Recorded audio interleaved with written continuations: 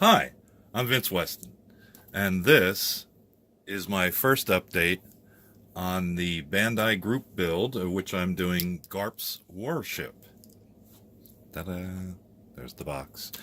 At this point, I do want to take a side trip, actually, so hang on for a minute. I do have to do a mail call first. And Benny was nice enough to send me his card. I got this several weeks ago, and in about a moment I'll try and explain why I'm so late in doing that. And then the Papa Dan did his 1K subscribers, of which I was a winning of his draw, and I have gotten my koozie. And he was nice enough to do it in the font that I use, so that was really cool.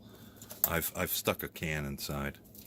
I don't typically drink canned beverages, so.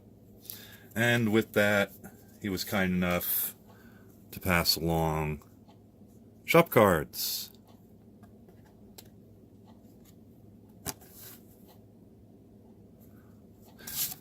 So, with that being said, I'll go on to my slightly long story of why this video has pretty much been delayed. As many of you are probably aware, there was flooding about 3 weeks ago in Nebraska, and I'm in Omaha, and I kind of don't want to lump myself in with that group because what they're going through is really terrible.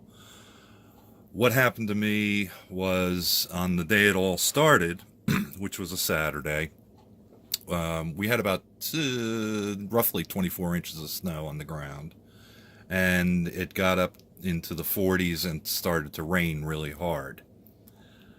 Well, with the ground being frozen as solid as it was, and the increased heavy rain and the melting snow, I got water in the dungeon in places I've never gotten water in the dungeon before. And unfortunately, I don't have a sump system. I don't even have a pit or the drainage. So for the last couple of weeks, I've been drying up the dungeon in 4 separate corners, which are 3 separate rooms. It's taken me a while to get back into this portion of the dungeon to my workbench. As I said in my entry, I probably wasn't going to use a lot of the stickers because I've always had trouble with stickers, so I was going to paint. And I've gotten through about 95% of that. I'm really actually up to the stage of putting on the stickers I am going to use. And like I had said, I was going to use the emblem stickers since I didn't think I'd be able to reproduce those by hand.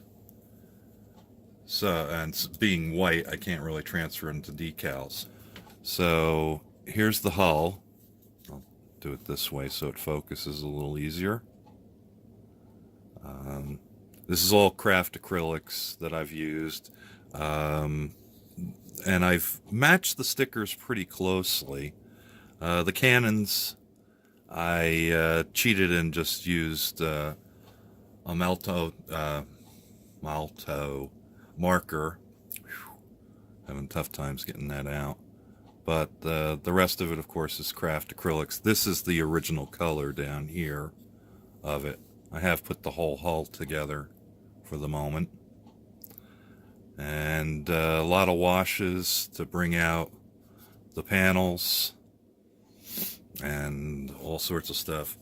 I probably got about 15 hours of hand painting, which I did this all by hand, into the hull. And on the the bow is the dog, and he's all been hand painted also. So he's pretty much ready to go. As I said, I've been using a lot of washes also. And let me see if I can pick this up without screwing it up too much. On the rails and also in the boards. And of course I had to paint the walls with little blue portholes in them. So that's the brown. This basically, what's left here is the roof, which I put a pin wash in to make it stand out, and also the deck. And actually that's a color called soft black, and it tends to be a little bit more purple, but I think it works out good for a deck color.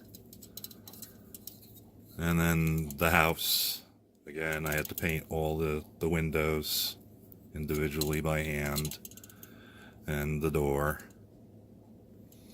And then there's these little bird houses that had to get done.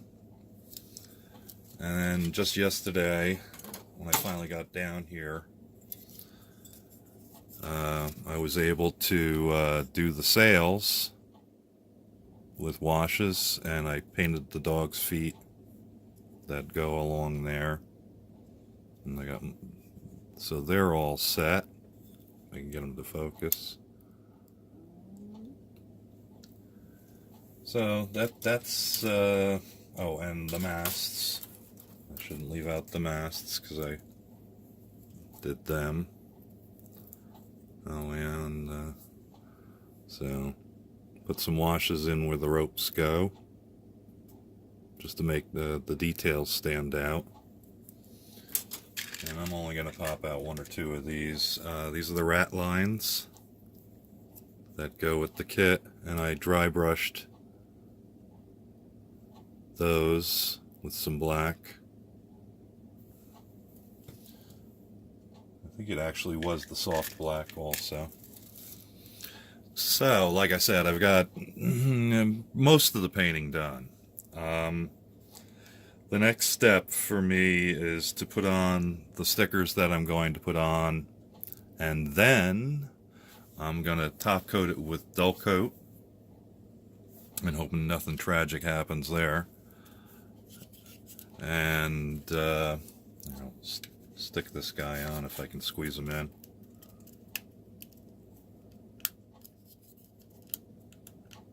There we go.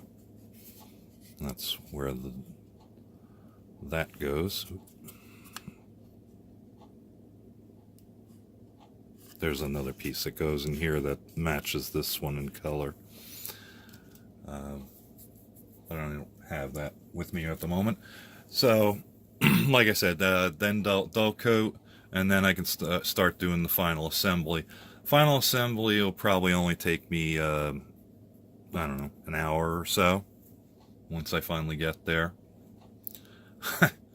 But everything in between has been, with all this detail painting and doing it all by hand, it's been pretty much total. I think I've got at least 25 hours in of doing all this stuff. I'm a little slow and trying to be in all these little tight spots and not make a mess out of it and all that other stuff. I'll show you the back of the ship too, if I can get it into the light. There we go. Once again, painted, washed, and all sorts of fun stuff. So that just about covers it. So I'll just, at this point, I'll say thanks for watching, and we'll talk to you later. Bye-bye. Thank you for watching Vincent Weston Models Foam the Dungeon.